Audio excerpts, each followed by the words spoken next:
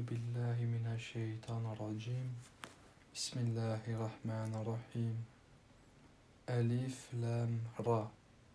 Voici un livre que nous avons fait descendre sur toi, afin que, par la permission de leur Seigneur, tu fasses sortir les gens des ténèbres vers la lumière, sur la voie du Tout-Puissant, du digne de louange.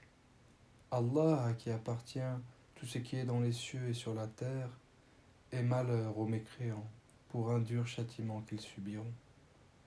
Ceux qui préfèrent la vie d'ici-bas à l'au-delà obstruent aux gens le chemin d'Allah et cherchent à le rendre tortueux. Ceux-là sont loin dans l'égarement. Et nous n'avons envoyé de messagers qu'avec la langue de son peuple afin de les éclairer. Allah égare qui il veut et guide qui il veut, et c'est lui le Tout-Puissant, le Sage. Nous avons certes envoyé Moussa avec nos miracles, en lui disant « Fais sortir ton peuple des ténèbres vers la lumière, et rappelle-leur les jours d'Allah, ses bienfaits. Dans tout cela, il y a des signes pour tout homme plein d'endurance et de reconnaissance. Rappelle-toi, quand Moussa a dit à son peuple « Rappelez-vous le bienfait d'Allah sur vous, quand il vous sauva des gens de Pharaon qui vous infligeaient le pire châtiment. Il massacrait vos fils et laissait en vie vos filles. Il y avait là une dure épreuve de la part de votre Seigneur. Et lorsque votre Seigneur proclama « Si vous êtes reconnaissant, très certainement j'augmenterai mes bienfaits pour vous. Mais si vous êtes ingrats, mon châtiment sera terrible. » Et Moussa a dit « Si vous êtes ingrats, vous ainsi que tous ceux qui sont sur terre, sachez qu'Allah se suffit à lui-même et qu'il est digne de louange. » Ne vous est-il pas parvenu le récit de ceux d'avant vous, du peuple de Nouh, des Had, des Tamoud, et ceux qui vécurent après eux, et que seul Allah connaît? Leurs messagers vinrent à eux avec des preuves. Mais ils dirent, ramenant leurs mains à leur bouche, « Nous ne croyons pas au message avec lequel vous avez été envoyés, et nous sommes au sujet de ce à quoi vous nous appelez dans un doute vraiment troublant. » Leurs messagers dirent, « Y a-t-il un doute au sujet d'Allah, le Créateur des cieux et de la terre, qui vous appelle pour vous pardonner une partie de vos péchés et vous donner un délai jusqu'à un terme fixé ?» Les mécréants répondirent, « Vous n'êtes que des hommes comme nous. Vous voulez nous empêcher de ce que nos ancêtres adoraient. Apportez-nous donc une preuve évidente. » Leurs messagers leur dirent, « Certes, nous ne sommes que des humains comme vous, mais Allah favorise qui il veut parmi ses serviteurs. Il ne nous appartient de vous apporter quelques preuves que par la permission de notre Seigneur. Et c'est en Allah que les croyants doivent placer leur confiance. Et qu'aurions-nous à ne pas placer notre confiance en Allah, alors qu'il nous a guidés sur les sentiers que nous devions suivre? Nous endurerons sûrement la persécution que vous nous infligez, et ceux qui ont confiance en Allah s'en remettent entièrement à lui. Et ceux qui ont mécru dirent à leurs messagers, « Nous vous expulserons certainement de notre territoire, à moins que vous ne réintégriez notre religion. » Alors leur Seigneur leur révéla, « Assurément nous anéantirons les injustes, et nous vous établirons dans le pays après eux. Cela est pour celui qui craint ma présence et craint ma menace. » Et ils demandèrent à Allah la victoire, et tout tyran insolent fut déçu. L'enfer est sa destination et il sera abreuvé d'une eau purulente, qu'il tentera d'avaler à petites gorgées, mais c'est à peine s'il peut l'avaler.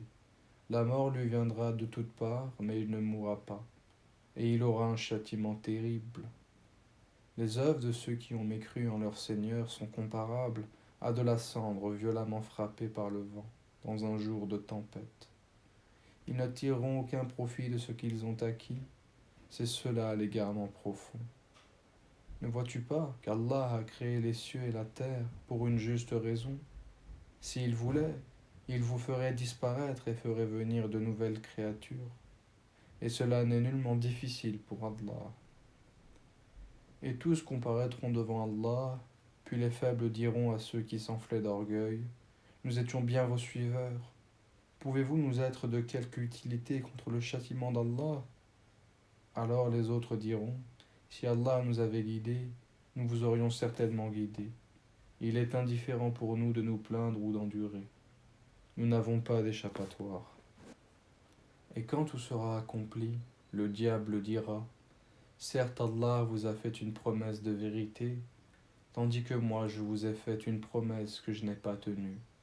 Je n'avais aucune autorité sur vous, si ce n'est que je vous ai appelé et que vous m'avez répondu. Ne me faites donc pas de reproches, mais faites-en à vous-même. Je ne vous suis d'aucun secours, et vous ne m'êtes d'aucun secours. Je vous renie de m'avoir jadis associé à Allah. Certes, un châtiment douloureux attend les injustes, les associateurs. Et on fera entrer ceux qui croient et font de bonnes œuvres dans les jardins sous lesquels coulent les ruisseaux, pour y demeurer éternellement par permission de leur Seigneur. Et là, leur salutation sera salam, paix. N'as-tu pas vu comment Allah propose en parabole une bonne parole, pareille à un bel arbre dont la racine est ferme et la ramure s'élance dans le ciel? Il donne à tout instant ses fruits par la grâce de son Seigneur. Allah propose des paraboles à l'intention des gens afin qu'ils s'exhortent. Et une mauvaise parole est pareille à un mauvais arbre, déraciné de la surface de la terre et qui n'a point de stabilité. Allah a fermi les croyants par une parole ferme, dans la vie présente et dans l'au-delà, tandis qu'il égare les injustes, et Allah fait ce qu'il veut. Ne vois-tu point ceux qui troquent les bienfaits d'Allah contre l'ingratitude et établissent leur peuple dans la demeure de la perdition, l'enfer où ils brûleront, et quel mauvais gîte. Et ils ont donné à Allah des égaux afin d'égarer les gens de son sentier. Dis, jouissez de cette vie, car votre destination sera le feu. Dis à mes serviteurs qui ont cru qu'ils accomplissent la salate et qu'ils dépensent dans le bien en secret et en public de ce que nous leur avons attribué, avant que vienne le jour où il n'y ait ni rachat ni amitié. Allah, c'est lui qui a créé les cieux et la terre et qui du ciel a fait descendre l'eau, grâce à laquelle il a produit des fruits pour vous nourrir. Il a soumis à votre service les vaisseaux qui, par son ordre, voguent sur la mer. Et il a soumis à votre service les rivières. Et pour vous, il a assujetti le soleil et la lune à une perpétuelle révolution. Et il vous a assujetti la nuit et le jour. Il vous a accordé de tout ce que vous lui avez demandé. Et si vous comptiez les bienfaits d'Allah, vous ne sauriez les dénombrer. L'homme est vraiment très injuste, très ingrat. Et rappelle-toi quand Ibrahim dit « Ô mon Seigneur, fais de cette cité un Dieu sûr, et préserve-moi ainsi que mes enfants de l'adoration des idoles. Ô mon Seigneur, elles, les idoles, ont égaré beaucoup de gens. Quiconque me suit est des miens. Quant à celui qui me désobéit, c'est toi, le pardonneur, le très miséricordieux. Ô notre Seigneur, j'ai établi une partie de ma descendance dans une vallée sans agriculture, près de ta maison sacrée, la Kaaba. Ô notre Seigneur, afin qu'ils accomplissent la salate. Fais donc que se penchent vers eux les cœurs d'une partie des gens, et nourris-les de fruits, peut-être seront-ils reconnaissants. Ô notre Seigneur, tu sais vraiment ce que nous cachons et ce que nous divulguons, et rien n'échappe à Allah, ni sur terre ni au ciel. Louange à Allah qui, en dépit de ma vieillesse, m'a donné Ismaïl et Ishaq. Certes, mon Seigneur entend bien les prières. Ô mon Seigneur, fais que j'accomplisse assidûment la salate ainsi qu'une partie de ma descendance. Exauce ma prière, ô notre Seigneur. Ô notre Seigneur, pardonne-moi ainsi qu'à mes pères et mères et aux croyants, le jour de la réédition des comptes. Et ne pense point qu'Allah soit inattentif à ce que font les injustes. Il leur accordera un délai jusqu'au jour où leurs regards se figeront. Ils courront, suppliant, levant la tête, les yeux hagards et les cœurs vides. Et avertis les gens du jour où le châtiment les atteindra. Et ceux qui auront été injustes diront, ô notre Seigneur, accorde-nous un court délai, nous répondrons à ton appel, et et suivront les messagers. N'avez-vous pas juré auparavant que vous ne deviez jamais disparaître? Et vous avez habité les demeures de ceux qui s'étaient fait du tort à eux-mêmes. Il vous est apparu en toute évidence comment nous les avions traités, et nous vous avons cité les exemples. Ils ont certes comploté, or le complot est inscrit auprès d'Allah, même si leur complot était assez puissant pour faire disparaître les montagnes. Ne pense point qu'Allah manque à sa promesse envers ses messagers. Certes, Allah est tout-puissant et détenteur du pouvoir de punir. Au jour où la terre sera remplacée par une autre, de même que les cieux et où les hommes comparaîtront devant Allah, l'unique, le dominateur suprême.